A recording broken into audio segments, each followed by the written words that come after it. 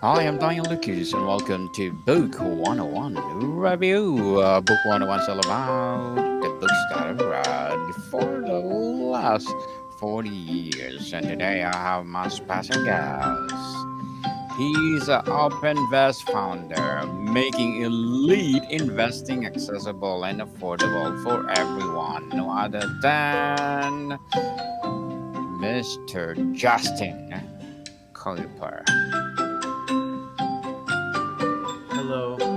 Welcome to Book 101, Mr. Justin. And can you please introduce more about yourself? Yes, absolutely. Thank you for having me on. It's a pleasure to be here. Yes, I am Justin, the founder of OpenVest. Essentially, what we do is we have a fintech application that you can download on the iOS App Store and the Google Play Store.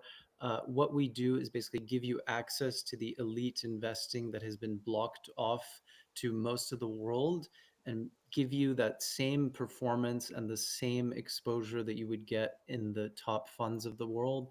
Think of the Blackstones, the KKRs, the Bridgewaters, the Citadels, etc. And we do it for a much lower cost. So giving the users access for no more than $3 a month maximum. So what we're trying to do is put more money into our users' pockets. We're currently live in 10 US states. Should be on the website as well. And we are currently in the process of expanding into India and we'll go to other countries as well.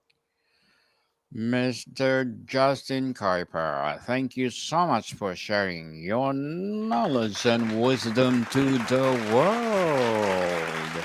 Hoping for more and more empowering innovation like this to come. And let's talk about making high performance portfolios radically accessible. What does a high performance portfolio mean to you, and why is it accessibility so important in this space? Yes, so I can talk a little bit about this, especially because before starting this, I was working in New York in the financial industry, and one thing I noticed was how there was a huge gap between what the top 1% of the world gets access to and what everyone else gets access to. And so that was sort of the first sort of I'll call it light bulb that went off in my head. And we kept seeing this day after day. You know, every time you're sort of working the industry, it's sort of the same thing. So then the question became, how do you actually bridge that gap, right? There are three elements to it. One is a financial lens, one is a technical lens, one is a regulatory lens, right? So you cannot give the same, you cannot tell people, oh, invest directly in Blackstone or KKR or the elite private equity firms because they have such high buy-ins to even get a user in. So we basically using our proprietary uh, algorithms and knowledge basically provide that access to the user, but with what is currently allowed, meaning through specific either public equity exposures or certain private investing, but that is obviously within the legal frameworks to allow on the platform. So all we're giving you is a pre-filtered set.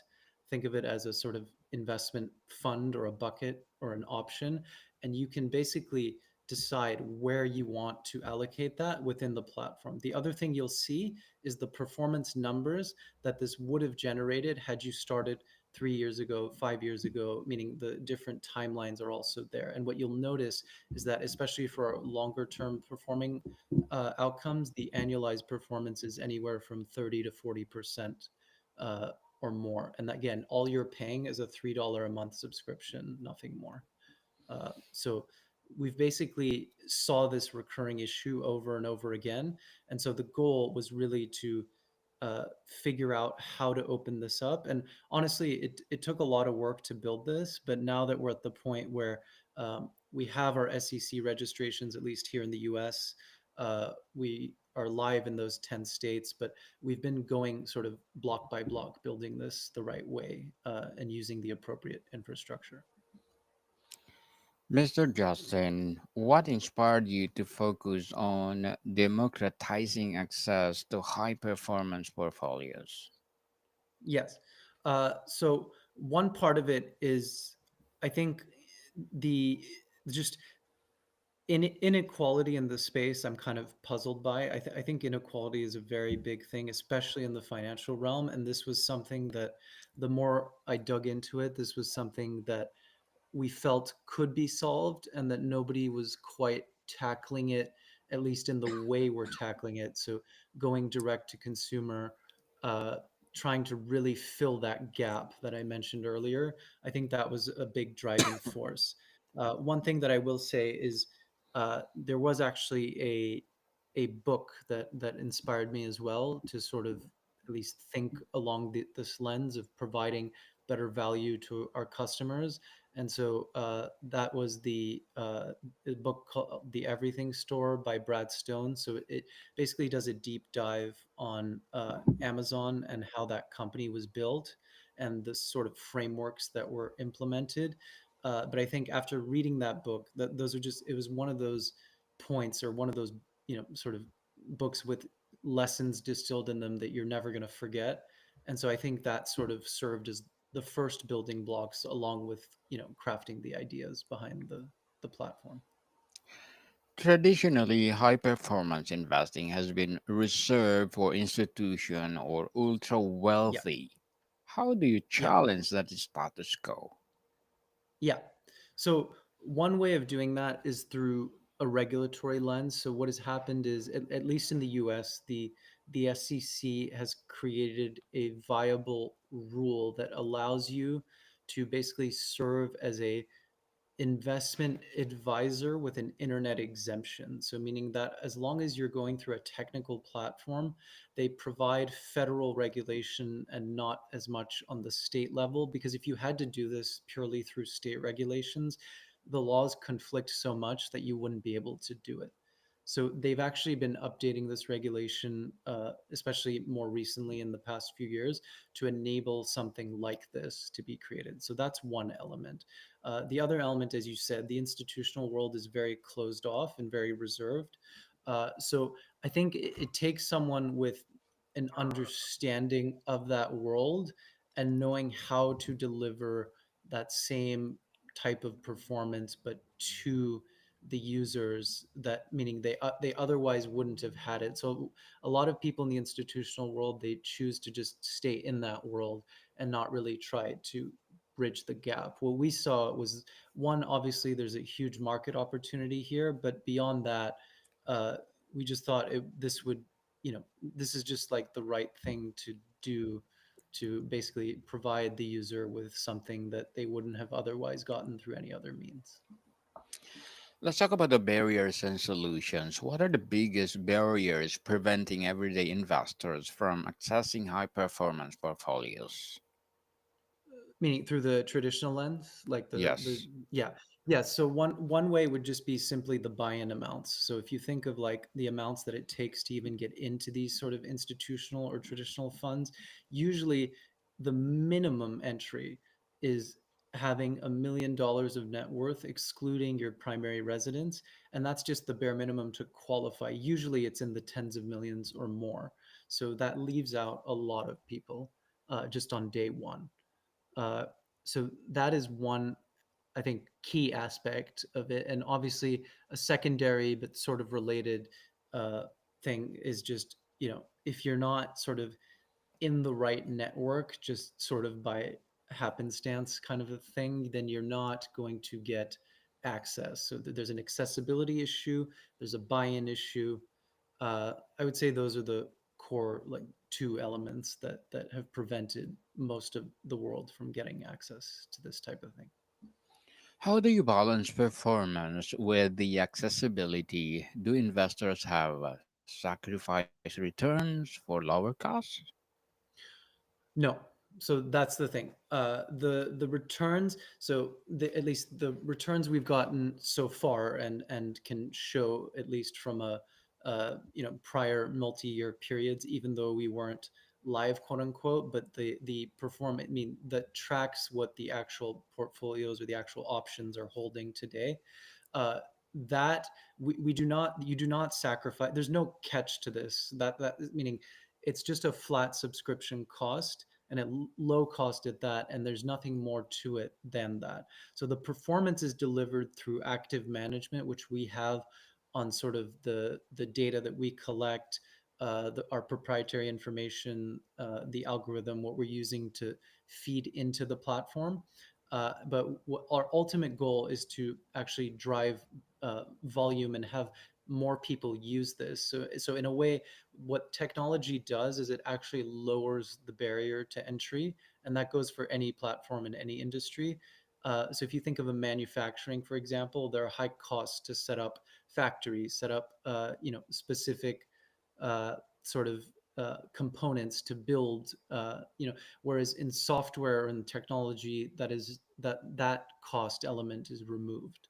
So the user is not sacrificing anything here purely because it is through a technological interface.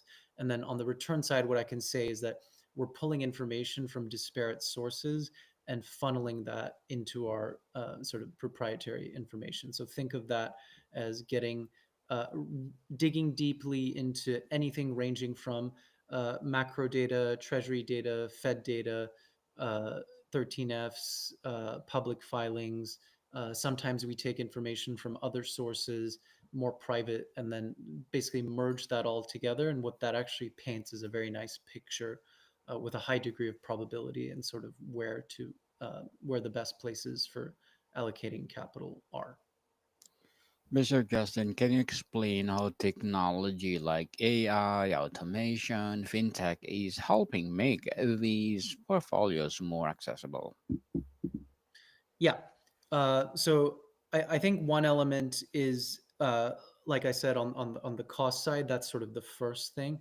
The other aspect is the regulation has been opening the door to more users. So, meaning as long as you can go directly to the consumer with this and not have federal, meaning not have sort of state regulations or regional regulations block that access, that is another element that has enabled this.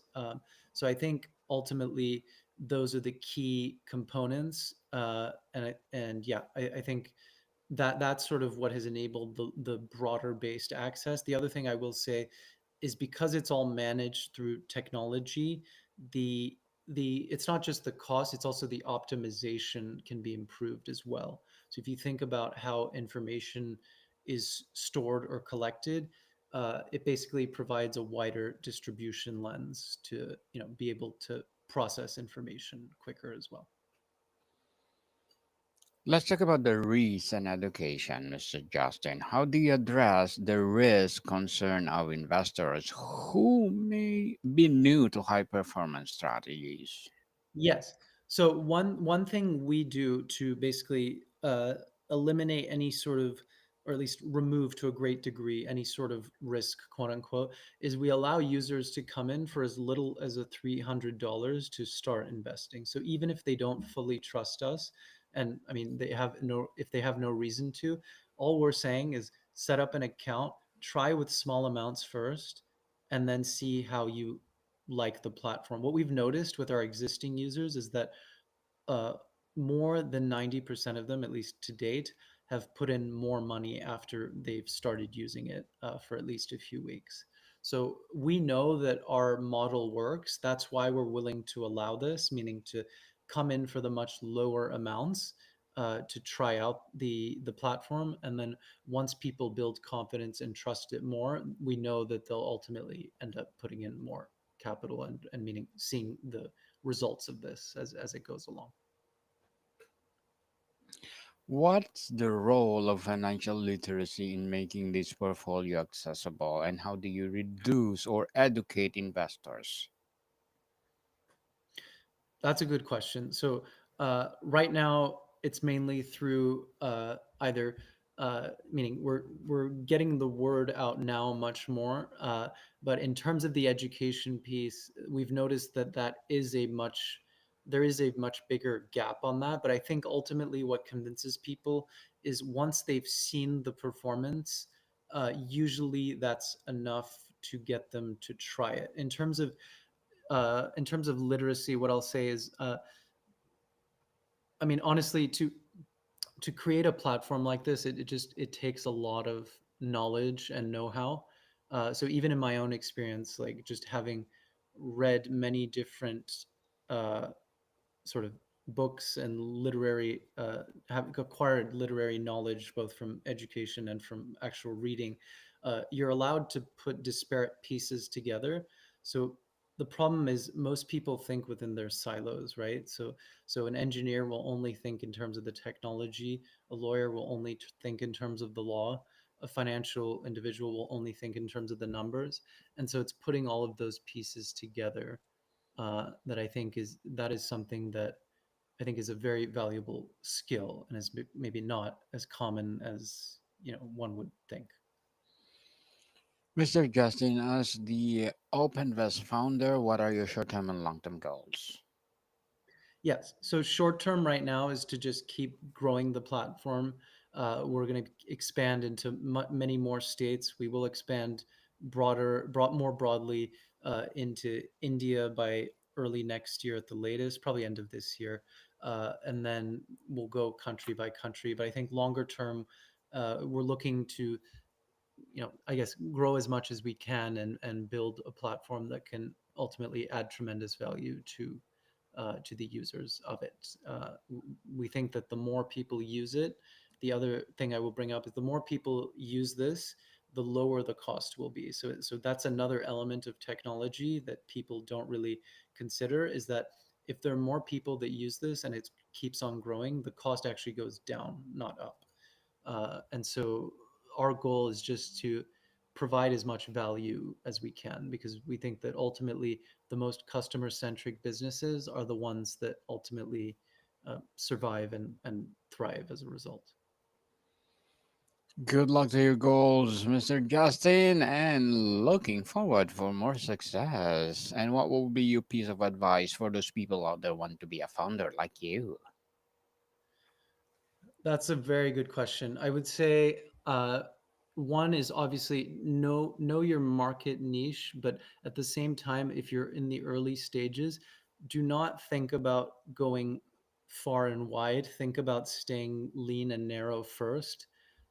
That is actually the hardest part that people do not get right. So, meaning stay within your industry niche. If you're building something specifically for, let's say, aerospace, then just build one component of that somebody will pay you some amount for, and then go from there. So, start with the first step of staying lean and mean. Thank you for that advice, Mr. Justin. And can you please recommend a book or books that influence your journey? Yes. So one book I think I touched on a little earlier, but I'll mention again because it's been such a transformative book, at least in my experience, is The Everything Store by Brad Stone. I think that was a very, very insightful book. I can give another one as well, just for anyone interested. I would say Shoe Dog by Phil Knight was another classic. I think that is worth taking a read on. Thank you for that recommended books, Mr. Justin. And what's common myth about high performance investing that you'd like to debunk? Hmm. That's a good question. I think one myth would be that this is it's something that is perhaps uh, easy to do. So, meaning in the sense that people in this industry get criticized a lot for maybe not uh, being on top of their game. But the other thing I would say is that the top 10% of the industry takes 90% or more of the results, right? But if you think about that, that actually goes for every industry in the world. Like that's kind of how economies are built. But sometimes this industry gets a lot of slack, and the myth there to debunk is that it's not necessarily that alternative investing or elite investing is bad. It's just that there are very few players that actually know what they're doing, and so that's that's something that is not commonly understood. If someone wants to start building a high performance portfolio today, what is the first step they should take? Well, it takes a knowledge base and a number of years, I would say, to even get to the knowledge base to know how to do that. So actually, to be honest with you, I would say the first step would be to just read a lot of books. It's actually, investing is one of the few things that you can actually learn just by reading. And then once you've accumulated that knowledge, so start with The Intelligent Investor by Ben Graham. There are countless other books that sort of can, along those same lines, that you can read. And once you acquire enough of that knowledge, then start putting it into practice. But there is a gap between sort of what the books tell you and then what reality is. So you do have to have that knowledge as a baseline to start. So that would be my sort of first tidbit of advice. Very well said. Mr. Justin, very well said. How can investors with limited capital still access high performance strategies? Right. So that's the whole reason why we built the platform, right? So the way I would say it is to use a platform such as ours, because the reality is that most users cannot today, and so that was sort of one of the core tenets as to why we decided to build something like this. If you think about it, like I said earlier, maybe the barriers to entry are high, the access is very limited, it's a very closed loop system. And so what we're trying to do is basically open it up to as many people that can sort of find this useful and can benefit from it. What's one mistake you have see investors make when they're trying to adopt these strategies, and how can they avoid it? Yeah. So that's a very good question. One element is not managing risk correctly.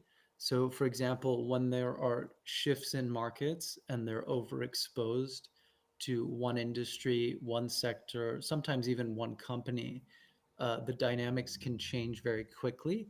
And so, if they're not staying on top of their sort of their space, they will very quickly lose out, and that is a mistake that a lot of individuals make. And honestly, it's easier said than done. It takes a lot of practice and a lot of work to really understand how to uh, allocate capital effectively. But that is not a skill that even some very high performing CEOs will not necessarily have that skill set, because they've sort of become high level executives just by virtue of operating in a business, but that's not the same skill as investing. Those are two different things. Mr. Justin, where do you see the future of accessible high performance investing in the next 5 to 10 years? Yeah, so I see the doors opening up more. I mean, I can speak at least on the US front. I know the SEC has been trying to figure out ways to even enable more private investments opportunities for individuals. I do see uh, the sort of broader access coming around. The only question is how exactly that's going to happen. Um, I think one thing we will focus on, especially as we grow and scale, will be to ultimately have more conversations with uh, different senators, different politicians, and maybe try and push the needle as much as we can to explain why more access is actually a better thing and it's not harmful to consumers. It's actually adds more value. And then I think if we set that as a blueprint, other countries and other governments may start to adopt that as well. But I know that is an item of concern, especially within the US. And then we've also seen some elements of that in India as well. And I think anyway, other countries are starting to look into it. But that would be my sort of uh, just what I know from that. Mr. Justin, before we wrap up our discussion for today, I'm inviting you to please do listen to my other podcast, people. My other podcast, because my abstract essay is already in fifth season, abstract poetry in second season, and my book 101 review in fifth season too. Comedy 101 in second season, and my food 101 in fifth season as well. Geography 101 in fourth season, and my baby podcast, Law 101 and Mental Health 101. Movie 101 review in each sports season, as well as Music 101 and Science 101 and Sex 101 in each first season. Please listen to them wherever you listen your podcast. So, Mr. Justin, if there's one thing you want people to remember about your approach, what would it be? Yeah, basically that we're giving you access to sort of high performance investing for a fraction of the cost. I think that's a key element of this. Most of the funds in this industry charge 2% of as a management fee, whether your performance goes up, down, left, or sideways. We're trying to abstract that entire sort of cost structure away and give you the same performance, so ultimately giving you higher value between the performance you're getting and the cost. So more margin basically for the consumer. Mr. Justin Cooper, thank you so much for sharing your knowledge and wisdom to the world.